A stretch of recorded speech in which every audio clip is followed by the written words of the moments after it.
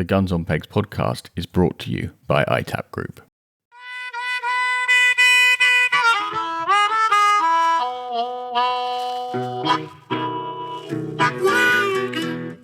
Hello and welcome to the Guns on Pegs podcast. I am George Brown. I'm Avian. I'm Jake. And I'm Sam.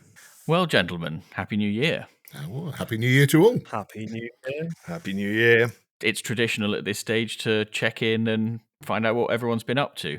Now, I know a bit of what Jake's been doing because I've been there for some of it. So I'm going to start with Sam. Sam, what have you been doing? I've been envious of what Jake's been up to, mostly. Envious of what all you boys have been up to. I've done no shooting over Christmas and New Year. Just a lot of running around and family time and seeing different people and bits like that. But no, good Christmas and New Year. I had an invite for a nice clear up day, unlimited clear up day on a local estate on the 1st of Feb as well. So that's something to look forward to. Ooh, yeah. In the shooting calendar. And obviously New Year's resolution is to be this time next year saying about how much shooting I've done, and it's all been fantastic. So we'll go with that. Very good. I was going to say you can come and have an unlimited clear-up day on ours, but there's probably nothing left. So, Avian, is everything now wrapped up on the syndicate, or have you got? It is. We've got Beta's Day to look forward to in a couple of weeks, and then we'll have a little walk around and a roundup. But we've been quietly optimistic. I think we've had a really fun season. We've got a good crowd together. Well, we had a main day the other day, only shot a dozen, but everyone was smiling and having fun. And I think we've really gelled as a team, and we're starting to draw our plans for next year and continue the good work. So all in all, we've really achieved what we wanted to. And I think we've set the groundwork in now to take it forward. So all good. Excellent. And you are coming to us from where today? I've had a bit of a travel around. So normally from Cornwall, we've just come back from a couple of days shooting up in Northumberland, which has been just fantastic country. Puzzled us a little bit because we're out in the field in middle of January in Northumberland in 12 degrees, no wind, blazing sunshine and shirt sleeves. Wow. So we left there this morning after a couple of really good fun nights. And to Chris's and your point, I think we did the night before, the night after, and then the night after. So 3 nights on the trot, perhaps a little jaded. And then, because Claire and I had never been to Scotland before, we went for a cup of coffee in Melrose, and then we drove down the M6, and we're now staying with friends on the edge of Ilkley Moor. So maybe in the morning we'll go up onto the moor, up to the Cow and Calf Rock, and see if we can spot a grouse. How nice. Very nice. And, well, I don't know quite how to approach this, Jake. Obviously, you and I have spent a fair bit of time together. We have. In the last 10 days or so. I don't think we need to go over my trip to Suffolk again, since there's a whole episode about that. Absolutely. But to say, it was tremendous fun. But then last weekend, I was honoured to have Jake shooting here at home on the farm as a guest, along with Toby and Laura. And we had a very, very nice day. Do we need to do a whole episode on what Jake's been up to since the last recording? Separate podcast completely. This is what Jakey's been up to. Yeah. If we did a Patreon, then you would get that absolutely. You really do want that new jacket, don't you? No, I was very, very lucky to be guest at George's family farm on Saturday, and what a place, what a day, what an experience. Everything about it was just wonderful. We were made to feel part of the family from the word go. George, I mean, there was shooting for everyone. The amount of birds you guys have still got down there, and it was just lovely. A real family shoot. 11s was epic. I will say that the roe fillets that we had that George cooked on the open fire. Well, that was a bit of it was eventually a triumph. But a top tip to anybody who's planning on barbecuing in the field: don't let somebody else light your fire, because by the time we got to the 11's hut, it had gone out. And then we had to get creative with getting this fire going and hot enough to cook these roe deer steaks on. Did the roe deer steaks end up tasting a little bit like petrol? No, they didn't. But we did have to employ one of the guns went and got the basically the sort of ash shovel and was fanning the flames while we were cooking. So they were flame grilled rather than barbecued in the end, but none the worse for it. It was. But I tell you that you've left out the most exciting bit of that day, Jake, which was we've had every year for the last few years, the golden plover have turned up. Oh, wonderful. And typically we never get within sort of 100 yards of them. But it just so happened that for the last drive of the day, they were out in the field with sort of feeding, and through some very, very good beating on the part of the beating team, we managed to get them over the guns. Now, there were probably, what did you say, Jake, 50 or 100 in the flock? Yeah, generously 50, but he could have been 100. Yeah. Anyway, we shot one. Yeah. Well, That's not bad odds with golden plover, that's for sure. And there's now much competition for the feathers. Yes. There was talk at lunch, wasn't there, about how to tie flies and researching on Google and what have you about the best fly. And your sister-in-law, she was adamant that she would find a good one for your trip later on in the year. It was incredible to see them. I'd actually never knowingly seen golden plover apart from two about a week before fly over way out of range on a day. And well, it was fairy tale stuff, really, George, wasn't it? Everyone was saying in the line that they'd never seen it before. Your dad was just like, there's never been one here before. It was so I think he said it's the first one shot on a driven day in living memory on the farm. Is it the fastest game bird, the golden plover? Well, this is the trivia, is that according to legend, the Guinness Book of World Records came into being because a bunch of chaps were arguing over what is the fastest game bird in the pub. And somebody within that group decided that what people would really like is a book full of basically pub trivia. What is the fastest or biggest or longest or whatever? And it was decided that the golden plover is the fastest game bird. But I've always wondered how you actually go about working that out. Because people say that a pigeon is X miles an hour because they've driven alongside one and it was doing that. You're like, well, come on, that's obviously well. not Actually, George, interestingly, I've seen online somewhere there is a pigeon that had set off a speed camera. So they do actually have a recorded speed for a pigeon. I think it was somewhere around 48 or 50 miles an hour. Yeah, I can see that. But how much of that's wind assisted, though? So well, that depends on whether you hit it or missed it, I suppose, doesn't it? I want to know the address where they send the 3 points of the fine to. Me, probably. Yeah, one Trafalgar Square. Yeah. Well, I think with the golden plover, I mean, we're very lucky in Cornwall in the winter up on the high moors. We get flocks. I mean, there's a local birding group, and they've counted 3,500 in a flock this year.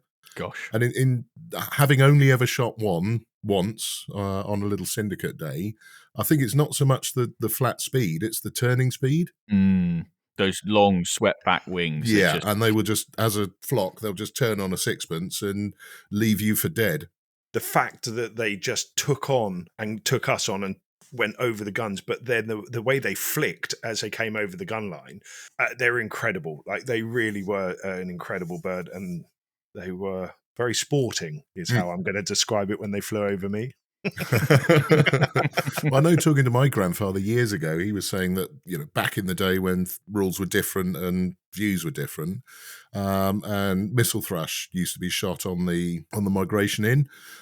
He said the old name missile thrush is basically because if you disturb them in flight, as a flock, they turn around and shit on you. And so mistletoe, missile thrush, it's the old English name for feces, but they were quite well known for it. For if you disturb them, they'll turn around on you, and you'd better have an umbrella. Nice. Crikey. There's a good bit of trivia. There we go. We like a bit of trivia. Well, gentlemen, I think it's about time we wet our whistles. So who should we start with? Let's start with Jake. What's that you're drinking? Well, chaps, in this very nice snifter I've got here, I have got a bit of homemade sloe gin, which was taken from my recent stay at the Granary in Hampshire, and it was a little gift as we arrived last Friday on the farm, and we just pulled up to this incredible place, which is run by your brother and sister-in-law, Jim and Georgia, and I bought the sloe gin that was there as a gift to say welcome, and I thought it'd be perfect for tonight because, guys, if you haven't, check it out on Instagram, the Granary or in Hampshire, or on their website. An incredible, beautiful place to stay, and we were made to feel very, very welcome, and that was part of it. So cheers, Jim and Georgia, to all the Browns and everyone on that day. This is to you guys. It was an epic invite. Thank you. You're such a suck up. We're all thinking it. Laura said to me, make sure we get an invite back. just remember what Jamie Horner said: shoot like you're never going to be invited back, because you probably won't. I left enough for Keeper's Day, I can assure you. Sam, how about you? What's in your glass? I have got a Whitley Neal Blood Orange Gin, purely because the cat. Now, Jake, I don't want you to get upset because I'm not doing dry January, okay?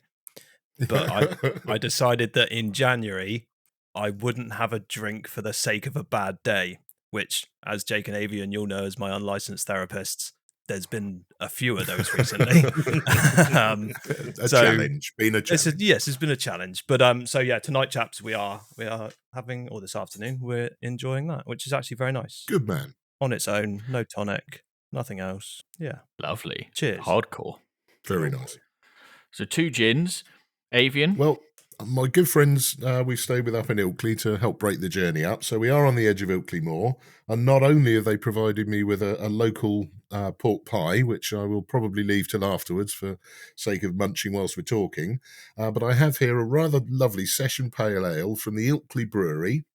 It's only a 3.5%, so good session ale, and it's known as a Mary Jane. Now, I've been reliably told, and I must say that as we're on Ilkley Moor, the classic Ilkley Moor bar tat, the Mary Jane it relates to is the Mary Jane you've been a-courting. So I've already told George I will not sing the song or attempt any kind of an accent, so we'll squash that straight away. But yeah, very nice. Good session ale. I could see a long afternoon with that. I think you've at least got to give us a recitation. Do it in Cornish. Well, I did, in preparation, I thought I'd better just check the lyrics. So there's the Yorkshire dialect version, lyrics with spelling but not grammar standardised, and an interpretation in standard English. So which one shall I make an arse of myself attempting, George? Is this the same as the scene from Hot Fuzz? It's going to be like that, isn't it? And no cornetto in sight. I would like with spelling but not grammar standardised, so we get a feel for the original but can still understand. I feel you've let me off. Thank you, George. So, where hast thou been since I saw thee, on Ilkley Moor bar tat? Where hast thou been since I saw thee, where hast thou been since I saw thee? On Ilkley Moor bar tat, on Ilkley Moor bar tat, on Ilkley Moor bar tat. Thou hast been a-courting Mary Jane, thou is bound to catch thy death of cold. Then we shall have to bury thee, then the worms will come up and eat thee. Then the ducks will come and eat up the worms, then we shall come and eat up the ducks. Then we shall all have eaten thee, that's where we get us own back. Blimey, that's quite bleak. It is rather bleak, isn't it? Circle of life. But then I suppose Ilkley Moor's quite bleak as well, isn't it? It can be, yes. Yes. And is that all happens because he wasn't wearing a hat? Well, having a look out the window, I could actually see out, and Steve did say, it's a lovely day out there. You can go, there's a big rock formation, the Cow and Calf, right on the top of the moor. Yeah. And he said, you could take the van up and you can go and record from there. And I thought, obviously, an Ilkleyman's view of a nice day is very different to a Cornishman's view of a nice day because it's misty and 6 degrees and dark now. So I think I'll stay in the spare room, nice and cosy, and drink my Mary Jane here. Very good. And George, what are you drinking, sir? Well, I'm back on the whiskey horse.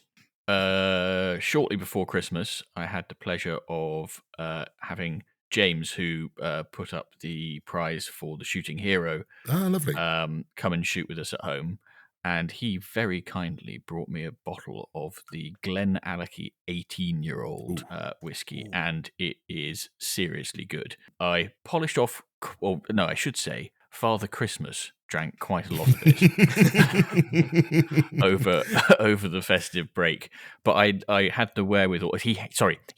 Father Christmas had the wherewithal to leave just a little bit in the bottom of the bottle for a podcast recording. Well, there were strict instructions in the Brown household to leave that particular one for Father Christmas, was there? Yeah, exactly. On pain of death. Milk and cookies are anyone's, but Father Christmas likes whiskey, is what Father Christmas likes. So yes, it's extremely delicious and worryingly Moorish. But yeah, it's got lovely sort of toffee and caramel notes to it, and very smooth. I feel very lucky to have had it. Well, that's fantastic. I'm a little disappointed, obviously, that when we went to all the effort to share a little nip of Johnny's ginger, that you're not repaying the favour. But we'll bear that in mind, George. Yeah. I'll keep that in mind for next time. I'll keep that in mind. Right.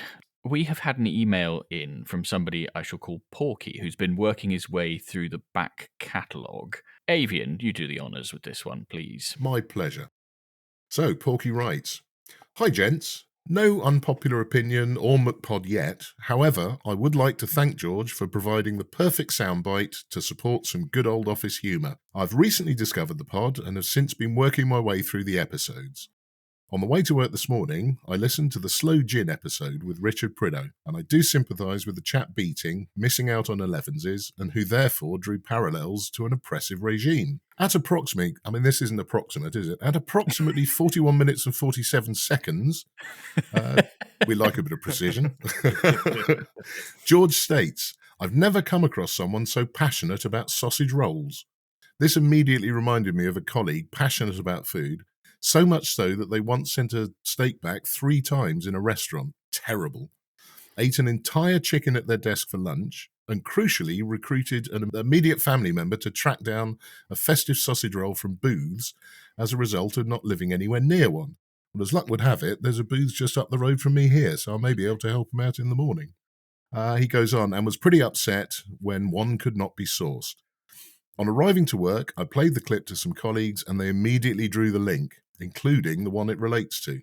In good humour and with permission from George, I would like to attach that bit of audio to a physical button in the office so that it may be pressed when the appropriate food-related scenario presents itself, which I'm sure won't take so long.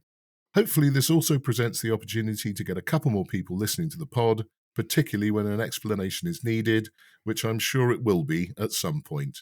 I would like to thank you both for the pod, for the learnings and laughs I continue to get from listening, and above all, for supporting us to wind up a colleague." Well, permission granted for one. I think so. And I think anything with a button and a sound effect sounds good, right up our alley.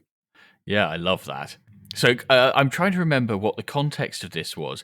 From memory, I seem to remember that he was upset that the beaters weren't getting 11s.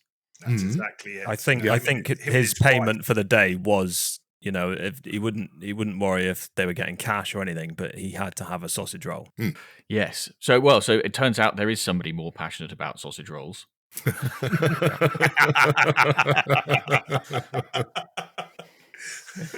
And I must admit, if it's from Booth's, the Waitrose of the North, I'm sure it'd be a fine sausage roll. Yeah, well, you better. We've got a mission for you. You need to go and get one and report back next time. Mission accepted. I shall be on it in the morning. We also need to come up with a bit of because there's no use in just having one quote from George on his soundboard. We need a few more from the podcast that would cover different scenarios. That sounds good. And I think, because I seem to be getting quite a lot of challenges recently, so I am not going to be wearing a jumpsuit, but maybe we've created a monster here in the Challenge Avian, so I can take the Challenge Avian. I can take the Guns on Pegs helicopter and sort of leap out in spandex and acquire sausage rolls and beverages various. How does that sound, chaps? Do well. Absolutely. Sounds good apart from the spandex. I thought the spandex sounded like the best bit. Yeah. George, we need to have a long conversation, my friend. I like that. I think that's a great new feature. Challenge Avian. I'm all in favour of that. Email us pod@gunsonpegs.com. I think shooting food and drink related challenges. Yes, please. Because I think otherwise it could get out of hand. Yeah. Very quickly.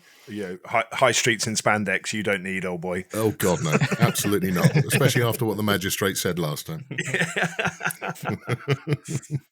So why Porky, George? Oh, because of the pork products. Porky Pig. Brilliant. Obvious. Love Staring that. us in the face. Straight back. Love that one. But, you can't go wrong for a bit of, some would call it workplace bullying, but I just think it's a good old bit of banter where they obviously feel comfortable within the office that they can, get stuck into it, their friend and what have you, but the returning a steak 3 times, I think eating a whole chicken at your desk means that the guy is probably impervious to pain, isn't he? That's pretty impressive. Yes. but also rather offensive. I mean, we're in January now where everyone is just like, oh, how about we, new me, new you, new me, kind of new year. Let's bring up our tuna salad and eat it at our desk. Or, I'm only eating rye crisp bread and everything like that. And, those smells which come from lunchtime desks and what have you of the lunches that everyone brings out. How about you just get back on track? Go down to the local deli and enjoy a very nice sandwich or a sausage roll. I'd like to know what was wrong with his steak. Well, I hope he didn't want it that well done that he kept on sending it back to be cooked a bit more. Another 5 minutes in the microwave, please. Yeah. It should really a challenge for someone to eat an entire pheasant at your desk. What, feathers and all? Hashtag challenge Avian. I'll rise to that one. Happy to take that one on. Problem is, somebody will have to find me a desk, I think. Thus speaks a retired gentleman.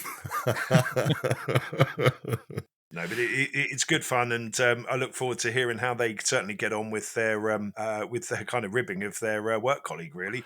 And it's introducing more people into the podcast and stuff like that. So bloody good effort, and keep us updated, Porky, because that sounds like you guys have got a great opportunity and a great workforce there. So brilliant. I think it's brilliant. I think absolutely once he's got it set up, do send us a copy of the button. Yeah, well, I'd like a video of it in action, really. Perfect. Yes. I think that's Porky's. The price of using a bit of George's genius is to send us a copy of the file that we can use where needed. That we can add to the soundboard. Yeah. Ooh, yeah. Good. Okay, right. So we have another letter. This time from Zelda. Sam, you do the honours of this one, please. Okay, Zelda writes, hello all, new hosts included. Thank you, Zelda. A big fan of the podcast. I wonder how generic of an opening line that is. Very, I assume. As a late entrant / mature student of the shooting world, I find myself searching for ways to build my shooting network. I've undertaken the usual route into shooting, beating, building some friendships on the syndicate I beat on, then getting some days booked with them, cracking times. However, as life is, it's hard to align dates to get more than 1 or 2 days a year out with them. And as I'm sure most passionate people do, I want more. I fall into the not so sure how common category of shooters who value the social aspects as much as the shooting itself. Nothing makes a day for me like the feeling of having good mates with you, ribbing each other all the while. It was mentioned on the top shots list episode that you've previously thought about / started to set up a community as more of a charitable venture. However, the business viability was tough to prove. Unsure if I've got that wrong. I'd personally been chewing over some ideas to enhance shoot networking, as well as the social aspect of the sport, whether that helps shoots find beaters, new entrants find like-minded mates, teams of guns find 1 or 2 extras for their day, or even people well-versed in one type of shooting get into other types. In my eager mind, the sky is the limit. My initial idea, regionalized charity dinners, something I have experienced in business capacity that do work. I as an individual find this a little pie in the sky. However, I wanted to ask the esteemed and experienced Guns on Pegs team if they thought something of this nature would be well attended. Clearly, buy-in to these events is key. My thoughts were, if done in conjunction with the charity, one who promotes our sport, then we can achieve my previous points but give back too. So to summarize, after a rambling email, unfortunately nowhere near as eloquent as most correspondence, my questions are, is there already anything like this out there that I'm not aware of? Do you think it's a viable idea? And would the shoot community be interested in something like this? Well, so that's a very interesting email. Yeah. So just to give the context, we were talking at Guns on Pegs a while back about building a feature for the shoot management side of things that would enable people to, build their beating teams and manage their teams of guns sort of through the Shoot Hub portal. And we've also had lots of conversations in the past about the sort of social mediaification of Guns on Pegs. The first one never quite worked. We couldn't work out how to make it a viable business thing, how to justify the cost of the development time and all that sort of stuff. It would have been extremely useful, we think, but it was just a bit challenging to work out how the financials would work. The second bit, the sort of social mediaification, we I say we, the guys are starting to implement, as you know, Jake, in terms of following shoots and that sort of thing. And it is possible that I think at some point the kind of social connection aspect of that may come in as well. Yeah. I'm not really up to speed on a lot of it, but there is this this connection aspect of things and meeting new people, which shooting can be very good for, or it can be extremely rubbish for. And we've talked in the previous time we recorded about finding beating and that sort of closed shop aspect of some shoots and that kind of thing. But to answer the question about dinners, I think that's quite an interesting one.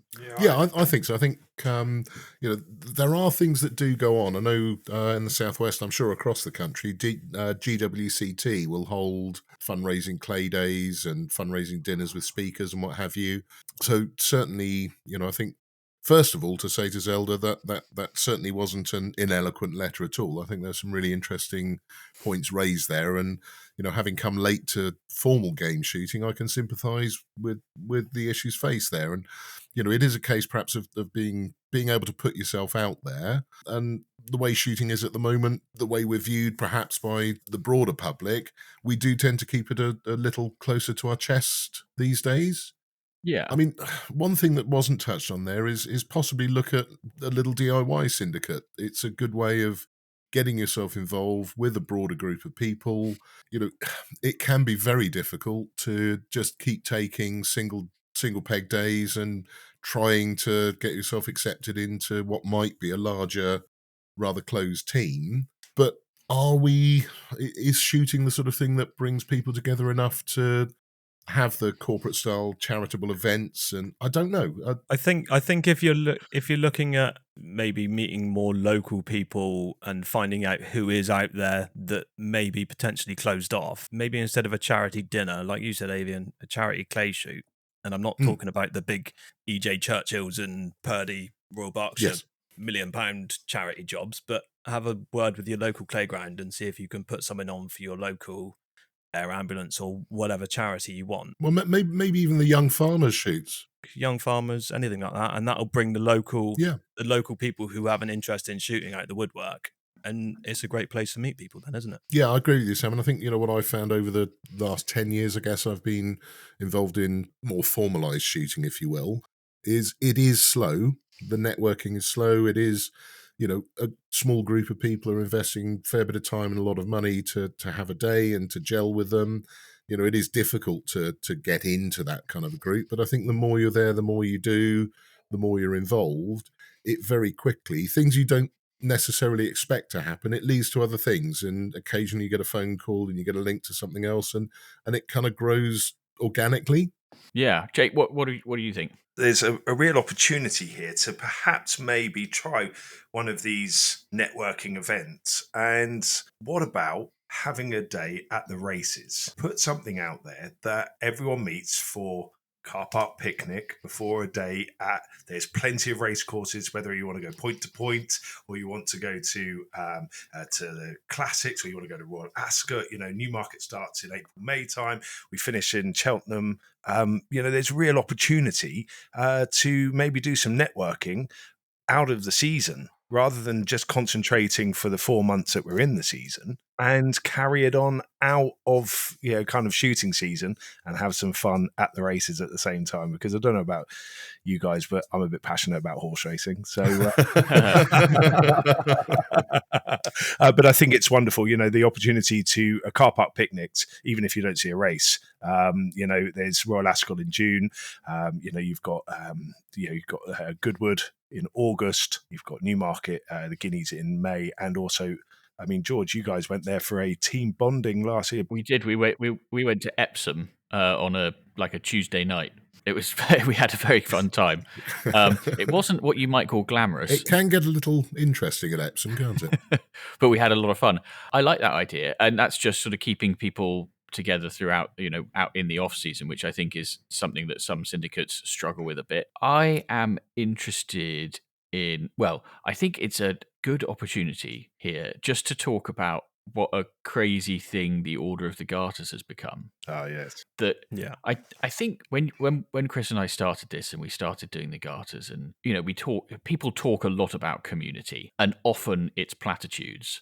And I don't think either of us had ever given any real thought to the role that it would play in bringing people together. And the fact that we see it on Instagram, so many Garter members have ended up becoming friends and shooting together all up and down the country and traveling around the place to shoot with each other, sharing their syndicates with each other.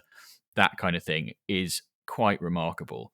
And I think it does go to show that networks can be built quite quickly. Now, obviously, having a podcast around which everything can coalesce helps, and having those podcast shoot days has definitely been a catalyst for all of that. Yes. But friendships and relationships are so frequently built on shared passions that, the difficult bit's done. Yeah. Once you've established that people like shooting, then that becomes the rest of it is actually just building upon that foundation. And I think that makes it much easier. I completely agree with you, George. I mean, my feeling from Zelda's letter there really is a case of, I think once you've made contact with like-minded shooting people and you've found a group that have the same sort of approach to things, then the social part of it will grow and a community will develop. Maybe the point he's driving at here is, how do you break into that? I mean, I'm assuming Zelda's a he, but how do you break into that? How do you, I think Jake's idea of going to the races and by extension just doing something different outside of the shooting, outside of the season.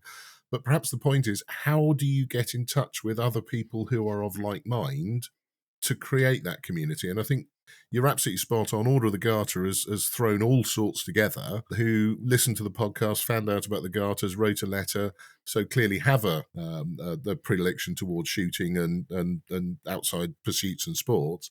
But for somebody relatively new into it, trying to meet people of like mind, I mean, I don't know, do we need a shooting grinder or...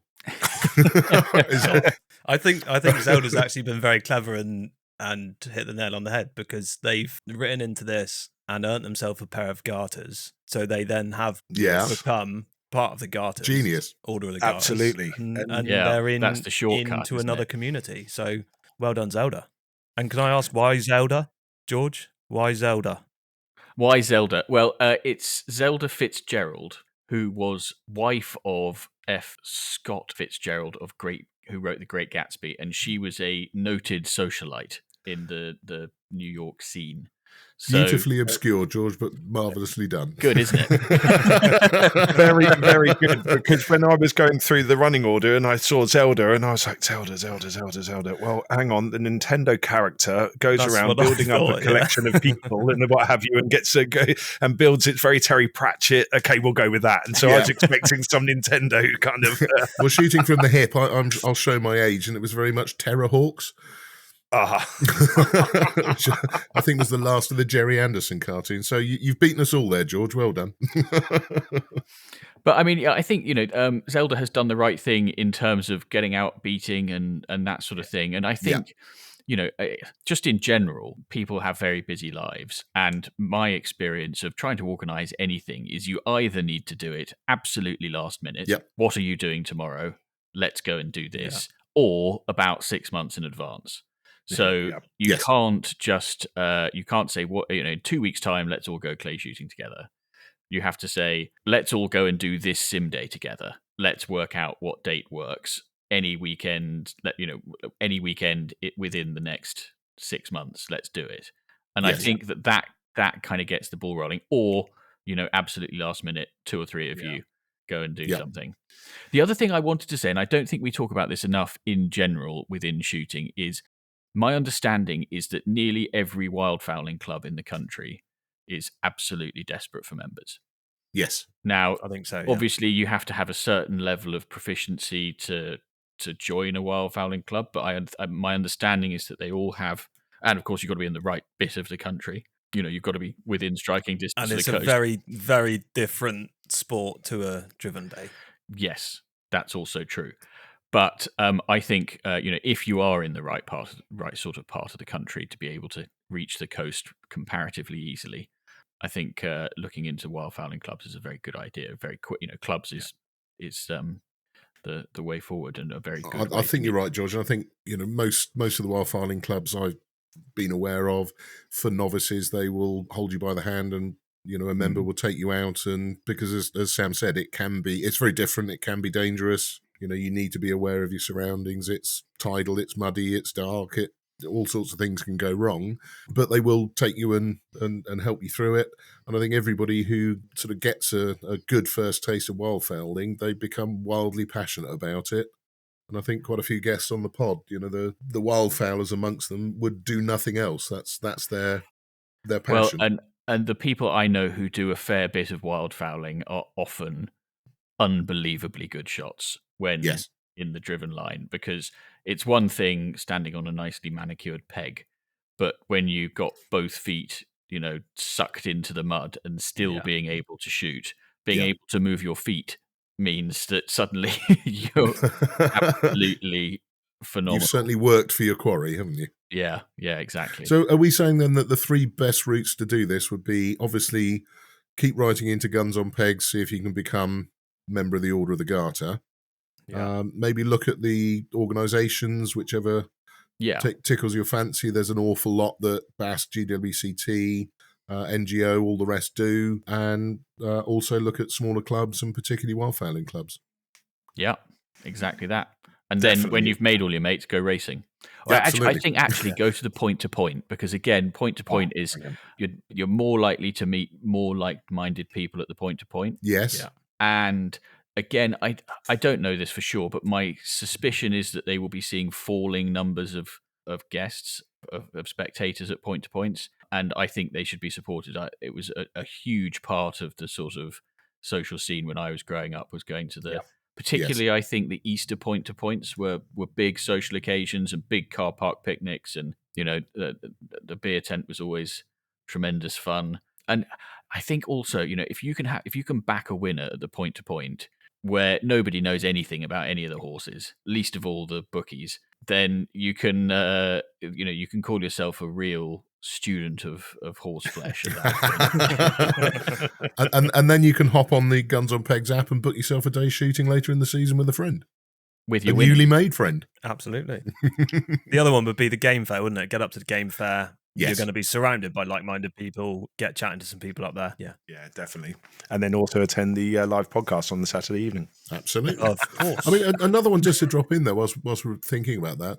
I've met quite a few people sort of in the area and a bit outside of it we've kept in touch with, just doing the training courses. There were 15 guys on the DSC 1 when I did my basic firearms. That was really good. And the other thing is, put yourself out there.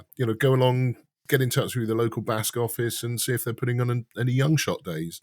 Even if you're not qualified, go and help out. Go and set up the tables, meet some people.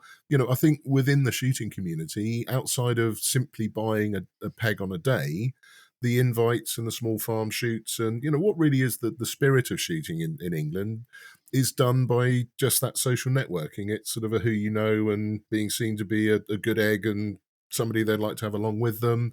And like everything in life, you tend to get out what you put in. Yeah, very good message. So, gentlemen, we probably need to think about wrapping up fairly shortly, but have we got any other business to discuss before we say goodbye? Well, there's one bit that sort of come across recently, and I think as the season starts to wind down a little bit, I know you lads are very lucky. You've got a little bit more going on than me towards the end of the season, but I must admit I've had a good one.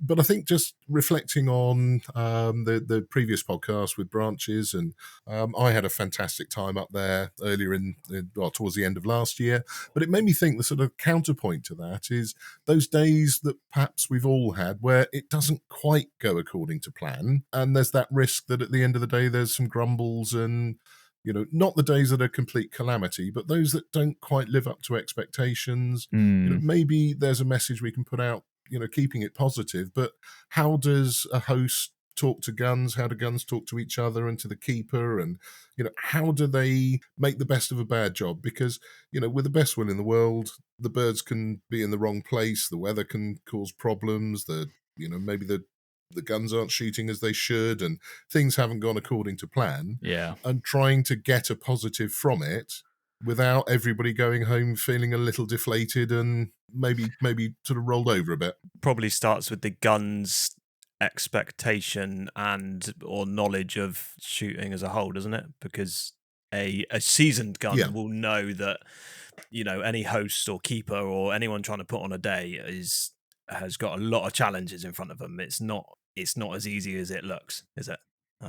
Yes, you know, not you're trying to get birds to fly that way. You're trying to get them over there. You're facing that wind. You're dealing with that fog. You've got so many different challenges. I think, you know, it probably starts with the guns understanding that before they even book a day. Well, and that's particularly true of January shooting, where you know, Yes. particularly on some of the bigger commercial shoots, you know, the birds by this time of the year, well, one, there's fewer of them about, and two, the ones that are still about, some of them have got wise, which is why They've are seen it still all around. before. Which is why They've they're seen it still all there. before. They know what's happening. Yeah, we always say by this stage we've shot the stupid ones. Yeah. So I think guns definitely need to go into January shooting aware that, you know, it's absolutely the hardest time of the season for keepers and people running beating lines and that sort of thing. But I think the onus probably also is on the person putting on the day to be upfront about these things. You can't assume that level of knowledge of everyone. So some people are new to the sport. They are new to the scene and they may never have shot in January before, and it is a different thing. And I think particularly, you know, when you have got these smart birds, the ones that like to curl back and the ones that like to scoot out the side and this sort of thing, it might mean changing up the structure of the gun line so that you can have someone walking sort of with the beaters to scoop up those ones that curl back, saying to the end numbers, you know, if they are scooting out the side and they're safe, feel free to have a go at them. You know, I've always thought, you know, why is a pheasant 30 yards over your head somehow better than a pheasant that is 30 yards away in a sort of not quite horizontal, but, you know. Yeah, I totally agree with that, George. I think late in the season, that bird that's maybe 10 foot off the ground, safe, but 40, 45 yards out to the side is just as sporting and just as challenging as that one that's coming straight at you 40 yards up.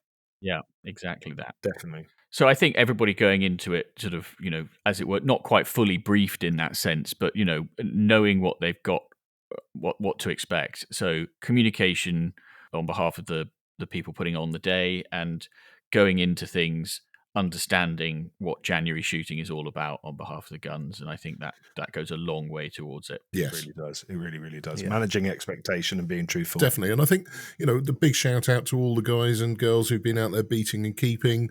You know, it must be daunting if you know you're going to struggle with a day, if you're sort of halfway through and, you know, things aren't going quite according to plan. It's difficult to step forward. You know, it's not always in a keeper's wheelhouse to be fronting up to the guns like that.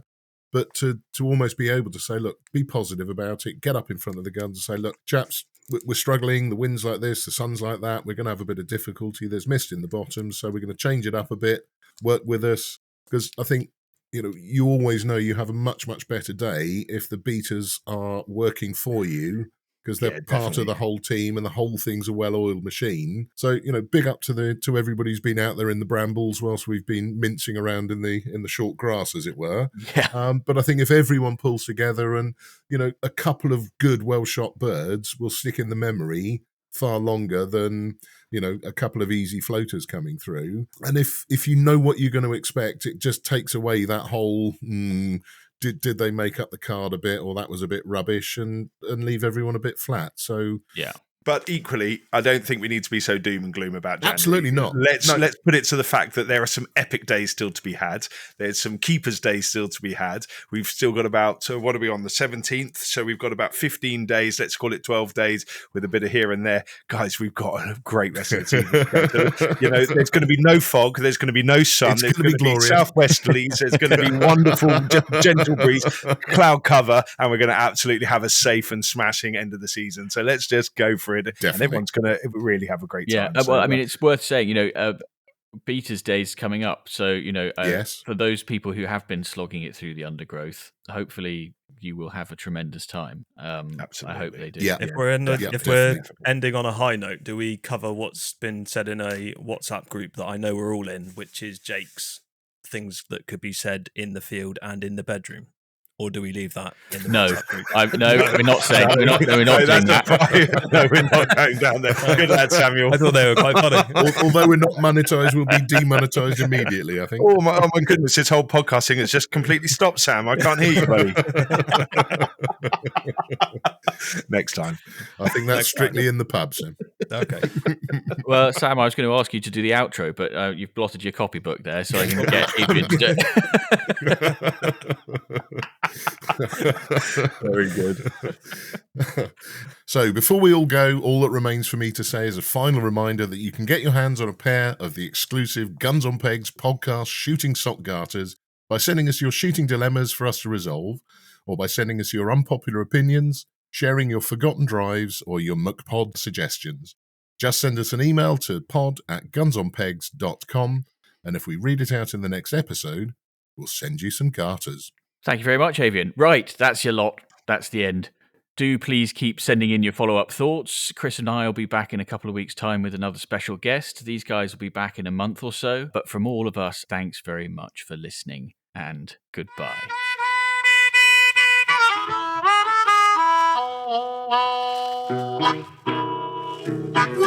Yeah.